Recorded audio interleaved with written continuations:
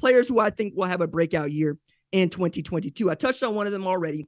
That is running back Jahmyr Gibbs. Again, 143 times he carried the rock for Georgia Tech, 746 yards rushing, 36 passes caught, 470 yards, 6 total TDs, right? That's over 1,200 yards that man was responsible for at Georgia Tech. He is added to what I think is already going to be a pretty potent Bill O'Brien offense.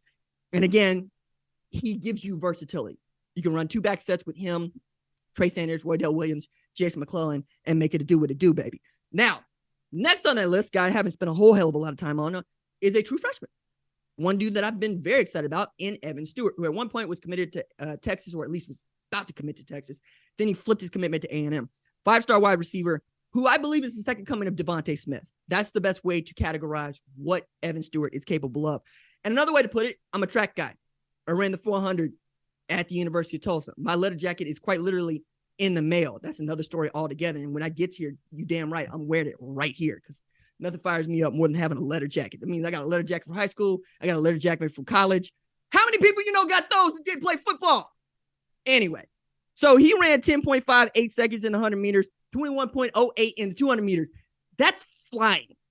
That is also flying when you weigh close to 200 pounds. Usually you got to be about 40 pounds lighter to routinely throw down those sorts of times. He also took the Texas State long jump title in the 5A division at 24.6.5.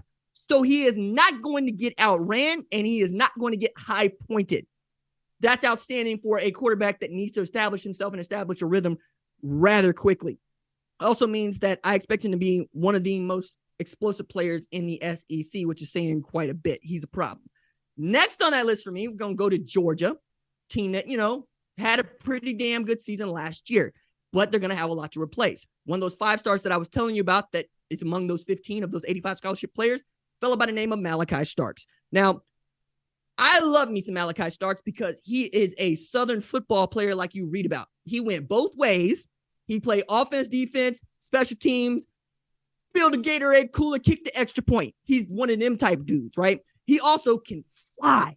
10.55 seconds in 100 meters. What? I mean, I don't really understand. Like, I'm a track dude, so I always go a little bit overboard here because I'm not sure how many people are track dudes. But anything under 11 seconds is moving. Like, you don't know anybody that can run under 11 seconds. And when you meet that person's probably playing big-time football. He also went 24.9 in the long jump, which means that he would have won the Texas 5A long jump ahead of Evan Stewart.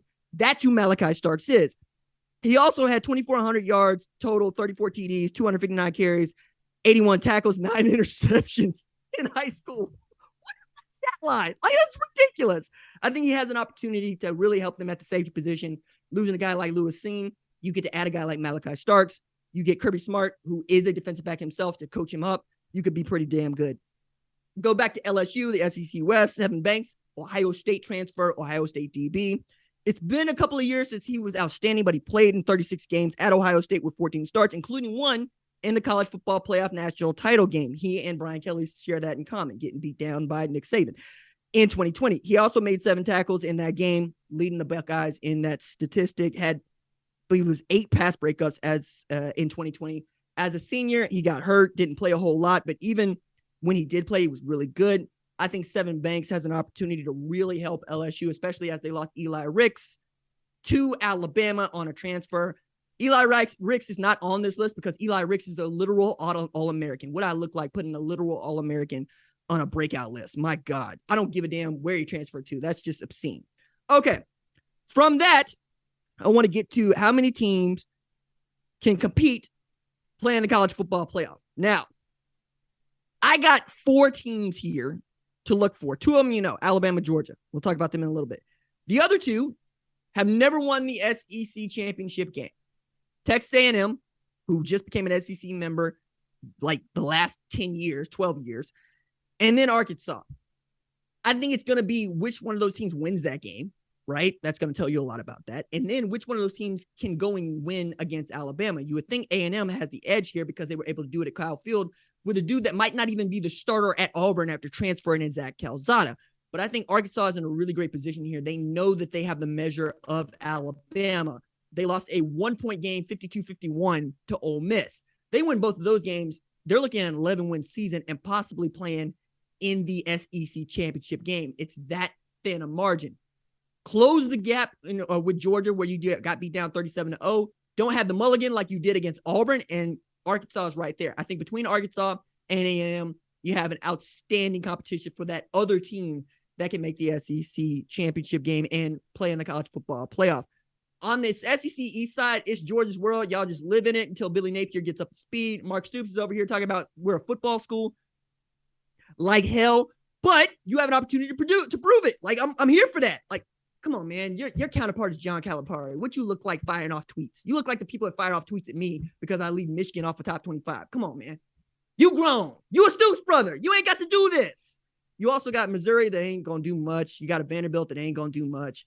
South Carolina, 7 wins, but nobody here thinks that South Carolina is going to play in the college football playoff. You understand what I mean here. All right. So, who are the teams that are going to play in the SEC championship game? Alabama and Georgia. We're done now, right? Like, this is the part of the college football process that, quite honestly, you don't need me for, right? Like, your filthy casual friends know Alabama and Georgia are great. What they can't tell you is who the starters on their offensive line are and who the guys that are playing defensive back are, or even who the guy backing up the starting quarterbacks are, because they don't need to know. That's what you need me for. And the problem that you're going to run into when you're trying to tell everybody why Alabama and Georgia are going to play in the SEC championship game and probably get back to the college football playoff is, oh, Kirby Smart and Nick Saban are good. Yes, but why? Why is Nick Saban so good at turning over his staff every single year and making them competitive enough to get in to the conversation for the college football playoff and or national championship? Why can Kirby Smart do the same? They recruit the hell out of their region. They lock up Alabama. They lock up Georgia. They go to Florida. They go to Texas. They stay within their footprint. And when they need to go outside, they are going into the transfer portal. Nobody loves to recruit and sell more than those two dudes. If Nick Saban was not a head coach, he would be the most successful car dealer in the entire world. The man has managed to have a Mercedes-Benz dealership in Tuscaloosa, which you might not know this, but that's Ford territory, all right? That's American muscle territory, and he's over here selling German cars to willing drivers. That's not an easy sell, all right, as a dude that turns wrenches.